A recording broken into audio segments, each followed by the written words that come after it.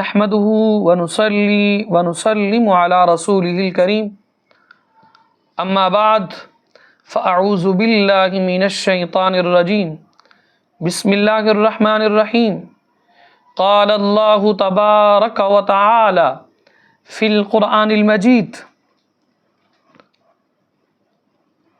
یا بنی آدم خذوا زینتکم عند کل مسجد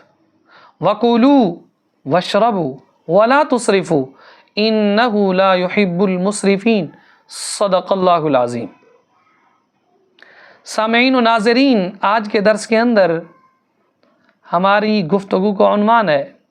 مساجد میں اپنے لیے اور اپنے ساتھیوں کے لیے جگہ کو مختص کرنا یا کپڑا وغیرہ رکھ کر جگہ کو مختص کر دینا۔ اکثر آپ نے دیکھا ہوگا مساجد کے اندر جو بوڑھے حضرات ہوتے ہیں، باب احباب ہوتے ہیں، وہ باب صاحبان کیا کرتے ہیں، انہوں نے جگہ ایک مل لی ہوتی ہے، کہتے ہیں اس جگہ پہ بیٹھنا ہے تو میں نے بیٹھنا ہے، اس جگہ پر اور کوئی نہیں کھڑا ہو سکتا، یا تو کوئی تو اپنی آلات اوزار جائے نمازیں ساتھ لیے پھرتے ہوتے ہیں، کہتے ہیں اس جائے نماز کے اوپر پاؤں بھی نہیں آنا چاہیے، کیوں؟ اس لیے یہ میری جگہ ہے۔ تو مسئلہ یہ ہے کہ مساجد کے اندر جگہ کو مختص کرنا اپنے لیے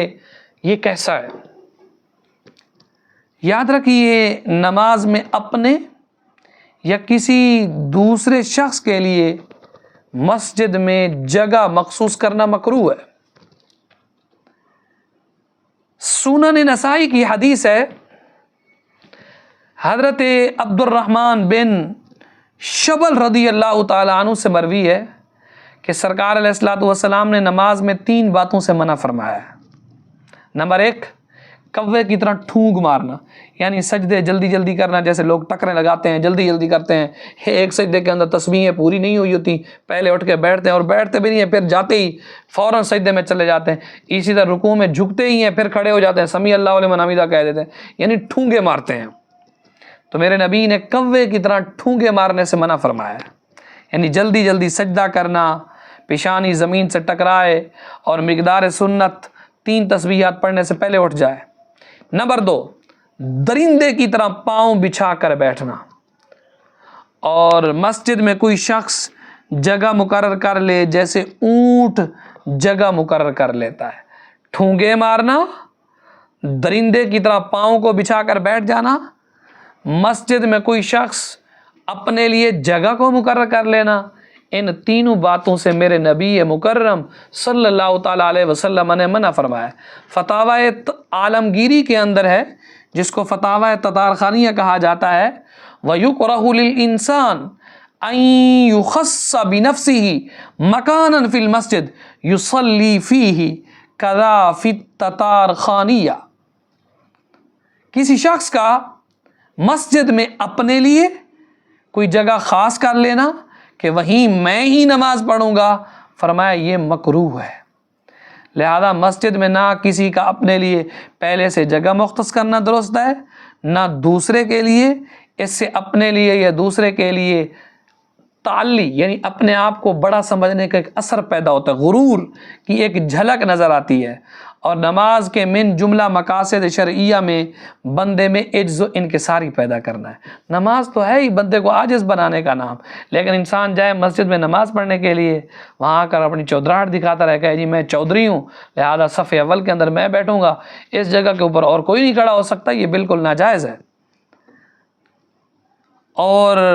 مسجد تو وہ مقام ہے جہاں انسانوں کے درمیان مساوات قائم ہوتی ہیں، جیسا کہ قلندر لاہوری علامہ ڈاکٹر اقبال رحمۃ اللہ تعالیٰ علیہ نے کیا خوب کہا، بندہ و صاحب و محتاج و غنی ایک ہوئے،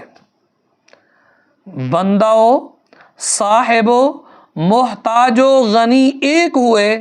تیرے دربار میں پہنچے تو سبھی ایک ہوئے، ایک ہی صف میں کھڑے ہو گئے محمود و ایاز، نہ کوئی بندہ رہا اور نہ ہی کوئی بندہ نواز۔ تو اگر کوئی شخص پہلے سے مسجد میں صف میں بیٹھا ہوا ہے، کوئی عالم دین آ جاتا ہے، کوئی صاحب تقوی آ جاتا ہے، ولی کامل آ جاتا ہے، اور وہ شخص اس کی دینداری اور تقوی اور علم کی وجہ سے اس کے لیے جگہ خالی کر دیتا ہے، یہ تو درست ہے۔ لیکن پہلے سے ہی آرڈر جاری کر دینا، بھائی مؤذن مکبر کے ساتھ کوئی اور نہیں کھڑا ہو سکتا، میں کھڑا ہوں گا،